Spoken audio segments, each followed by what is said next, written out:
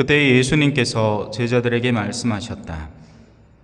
너희들 작은 양떼야, 두려워하지 마라. 너희 아버지께서는 그 나라를 너희에게 기꺼이 주기로 하셨다. 너희는 가진 것을 팔아 자선을 베풀어라. 너희 자신을 위하여 해지지 않는 돈주머니와 충나지 않는 보물을 하늘에 마련하여라. 거기에는 도둑이 다가가지도 못하고 좀이 쏠지도 못한다. 사실 너희의 보물이 있는 곳에 너희의 마음도 있다. 너희는 허리에 띠를 메고 등불을 켜놓고 있어라. 혼인잔치에서 돌아오는 주인이 도착하여 문을 두드리면 곧바로 열어주려고 기다리는 사람처럼 되어라. 행복하여라.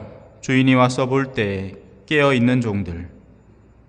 내가 진실로 너희에게 말한다. 그 주인은 띠를 메고 그들을 식탁에 앉게 한 다음 그들 곁으로 가서 시중을 들 것이다.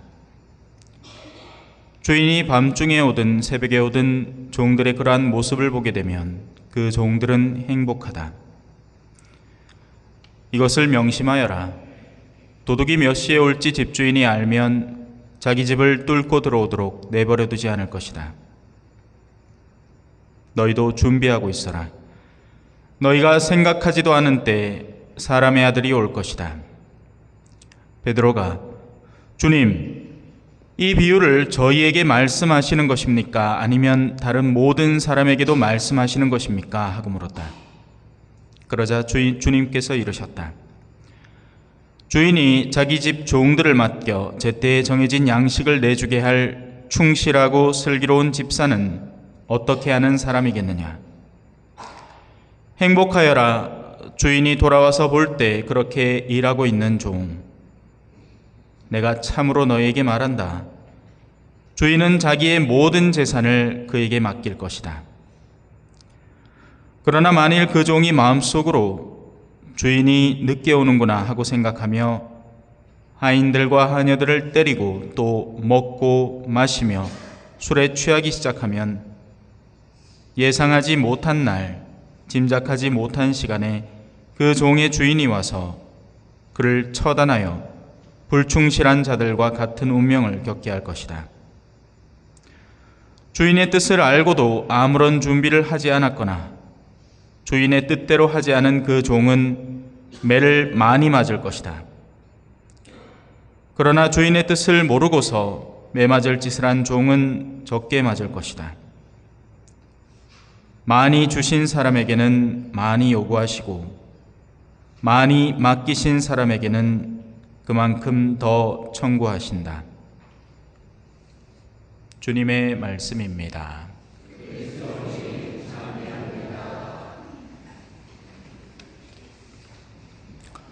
천미 예수님, 여러분들은 복되면서 동시에 불행할 수도 있습니다. 왜냐하면 빛이 더 가까이 있을수록 빛을 수용하는 이들은 더 환해지겠지만 빛을 거부하는 이들은 더 캄캄해지게 마련이거든요. 지금처럼 이렇게 조명이 산란한 시기에는 손바닥 그림자가 안 보이죠? 근데 뚜렷하게 하나의 조명을 강렬하게 비추면 그림자가 뚜렷해집니다. 스포트라이트라고 하죠. 이 영국 배우가 무대에 딱 서 있을 때 홀로 조명을 탁 받는 장면을 연상하면 됩니다. 마찬가지로 하느님의 뜻이 더욱더 우리에게 환하게 밝혀지고 맑게 비추어질수록 우리의 내면 속에는 변명의 여지가 갈수록 없어지게 마련이기 때문입니다. 옛날에는 신부님들이, 그때는 경계가 별로 없었어요. 그때는 신부님들이 새벽 2시까지 화투 치는 게 마치 덕인 양 여겨졌습니다. 신자들 데리고 저 사제관 밑에 사무실에 앉아갖고 한 서너 명 화투 좋아하는 사람 모아놓고 고야! 스톱! 막 이렇게 하는 게 아직도 제가 아는 어르신 신부님 중에는 마치 그걸 무용당처럼 얘기하는 분도 계세요. 왜냐하면 그때는 우리의 문화 자체의 분위기가 경계가 크게 없고 흐릿했기 때문에 그렇습니다. 그래도 괜찮은 줄 알았어요. 신부님 데리고 잔뜩 술에 취해도 그렇게 해서 술을 가득 머금은 채로 운전대를 잡아도 괜찮은 일이었던 겁니다. 물론 아직도 그러죠. 아직도 부도덕한 사람들은 여기에 잔뜩 있어서 그게 범죄 행위라는 것조차 인식하지 못하고 있습니다. 그게 기사에 나고 어느 운전자가 했다 그때 욕이나 한두 마디 할까, 자기가 그러고 있으면 괜찮다 이 정도는 이렇게 넘어가 버리죠. 하지만 그런 것들이 좀 더 명확하게 밝혀지고 이것은 그릇된 일입니다 라는 것이 올바르게 밝혀질수록 우리의 내면 속에는 더욱 뚜렷한 양심의 자국들이 남게 되는 겁니다.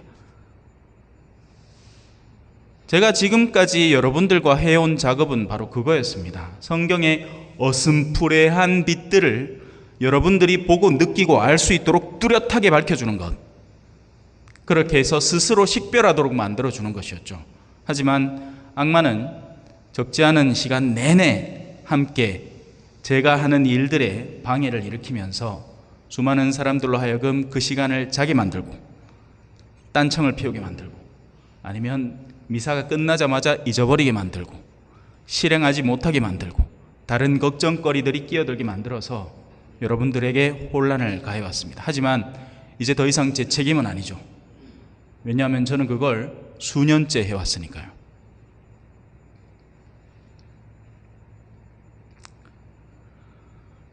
우리의 보물이 어디 있는지를 알아보는 작업은 당연히 우리가 끌리는 어떤 대상입니다. 간단하죠. 밥 먹는 거 좋아하는 사람에게는 밥이 보물이에요. 저 아직도 이 동네 성적이고 음탕한 걸 좋아하는 사람에게는 그게 자신에게는 보물인 겁니다. 돈을 많이 벌어서 그 돈으로 인해서 자기의 이 허영심을 잔뜩 끌어올려주는 대상을 좋아하는 사람은 당연히 그게 보물인 거고요. 그런데 이런 종류의 보물들은 사람을 혼란스럽게 만들 수 있습니다. 왜? 성인들도 밥은 먹어야 되거든. 성인들이라고 해서 그러면 운행을 하지 말아야 되냐? 차는 필요하고 적절한 차를 통해서 다녀야 하기 때문에, 그러면 전마도 차 샀는데 그카노 내 좀 차 사는 거 같고 이렇게 해갖고 혼란스러워진단 말입니다. 그러면 자, 좋아하는 것을 안에 보물이 있다는 것은 알겠는데 그 보물이 어떤 종류의 보물인가, 어둠에서 기인하는 보물인지 빛으로부터 오는 보물인지를 알아보는 방법은 반대 방향이 있습니다. 그 무슨 말이냐? 자, 내가 원래 하기 싫어하는 일인데 하고 있어요. 그러면 자문해 보는 겁니다. 이걸 내가 왜 하지? 적지 않은 이들은 이 싫어하는 일을 한다는 것에서부터 거부감을 느끼기 시작합니다. 그러나 어쩔 수 없이 할 수밖에 없는 게, 돈 벌려면 일해야 될 거 아니에요, 그죠? 안 그래요? 맞잖아. 돈을 벌려면 일을 해야 됩니다. 근데 여기서 멈추면 안 돼요. 나는 그러면 그 돈을 왜 벌려고 하는가를 한 번 더 물어야 됩니다.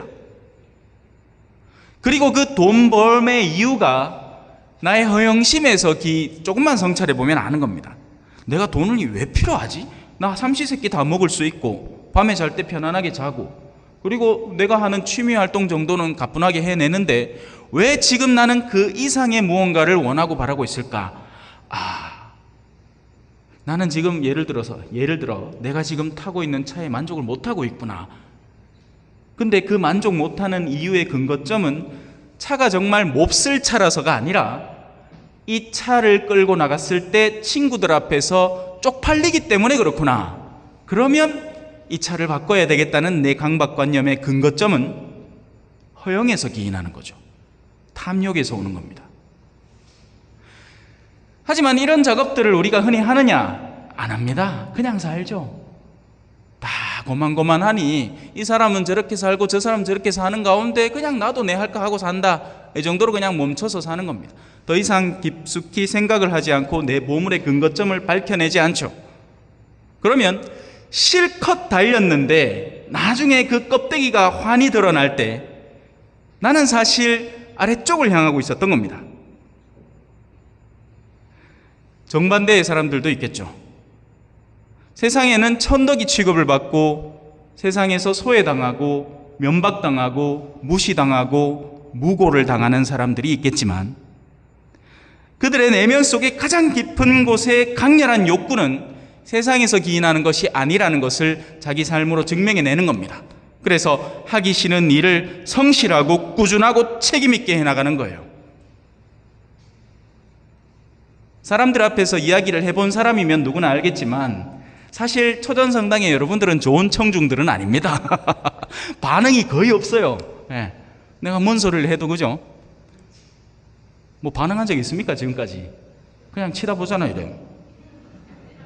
얘기하소. 뭐 오늘도 한 20분 하겠네. 뭐 이런 거지. 그죠? 네. 하지만 제 근거점은 여러분들이 아닌 겁니다. 저는 여러분들에게 인정받기 위해서 이 일을 하고 있는 게 아니라는 얘기예요.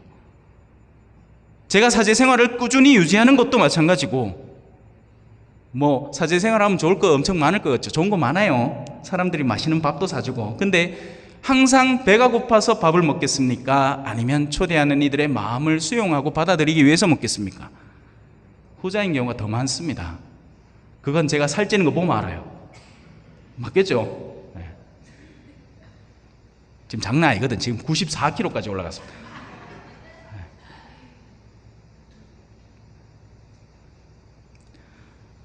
어릴 때부터 왜 그런 교육 받아왔잖아요. 야, 아프리카들은 굶는다. 쌀 한 톨도 남기지 마라.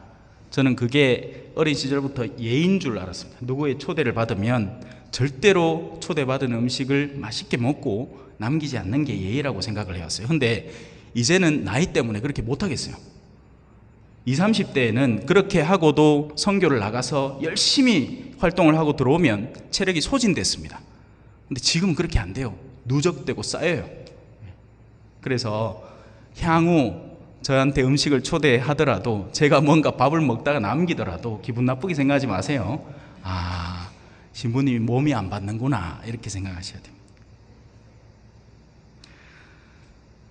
우리의 보물을 위에다 두고 그 위에 있는 보물을 놓치지 않고 꾸준히 기억하고 성실하게 책임감 있게 뒤쫓아가는 상태를 깨어있다라고 표현하는 겁니다. 그게 바로 영혼이 깨어있음을 의미하는 겁니다. 아, 나는 위로부터 하느님의 숨결로부터 온 영적인 존재이니 이 지상의 것들을 모두 마무리하고 난 뒤에는 돌아갈 사람이구나. 그게 깨어있는 사람입니다. 이 깨어있음은 세상 누구나 예외 없이 지닐 수 있는 보물이란 말이에요. 그래야 마땅하고요. 하지만 적지 않은 이들은 신앙생활이라는 영역조차도 아래에서부터의 욕구로 합니다. 이렇게 하면 사람들이 나를 알아봐 주겠지. 이렇게 하면 사람들이 나를 칭찬해 주겠지. 오늘 상장 하나가 준비되어 있습니다. 사실 아무도 신경 쓰지 않았고 챙기지 않았던 것을 제가 여기 있는 동안 그래도 축하하고 가고 싶어서 준비를 했어요.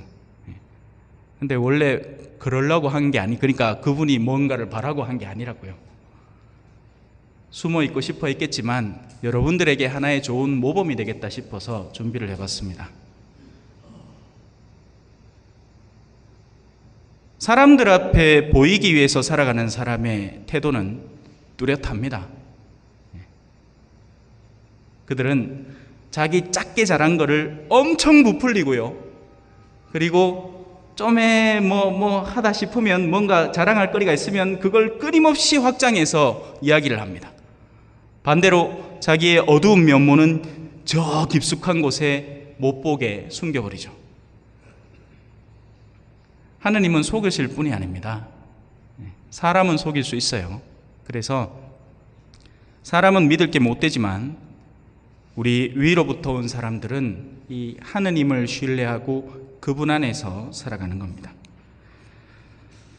오늘 이 독서 안에 이런 부분들이 있습니다. 형제 여러분, 믿음은 우리가 바라는 것들의 확고한 보증이며 보이지 않는 실체들의 확증이 됩니다. 그래서 예수님의 부활을 어떻게 믿느냐, 부활에 대한 증거가 있느냐, 이건 과학자들이 찾는 거고요. 우리는 어떻게 그것을 믿을까요? 부활을 믿는 이들의 삶이 확증 자체이기 때문에 그렇습니다. 부활이라는 것을 내가 제대로 믿기 시작할 때 죽음이나 시련, 고통 같은 것들이 더 이상 나를 성가시게 만들지 않기 때문에 그렇습니다. 하지만 우리가 부활을 제대로 못 믿으면 어떻게 될까요? 너무나 자연스러운 귀결로 우리는 세상에서 안정된 삶을 얻기 위해서 최대한 노력하고 살아가야 되는 겁니다. 그래서 여러분들이 그 시선을 뜨고 주변을 가만히 바라보면 보입니다. 우리 꼬맹이들은요, 아직 물들지 않았어요. 그래서 아이에게도 속 배워야 됩니다. 부모님에게 자기의 모든 것을 의탁하고 걱정 없이 살아가는 아이들의 모습에게서 배워야 됩니다. 그게 우리 신앙의 태도이자 자세여야 해요. 모쪼록 그랬으면 좋겠습니다. 자, 깨어 준비하고 있어라. 생각하지도 않은 때에 사람의 아들이 오리라. 잠시 묵상하시겠습니다.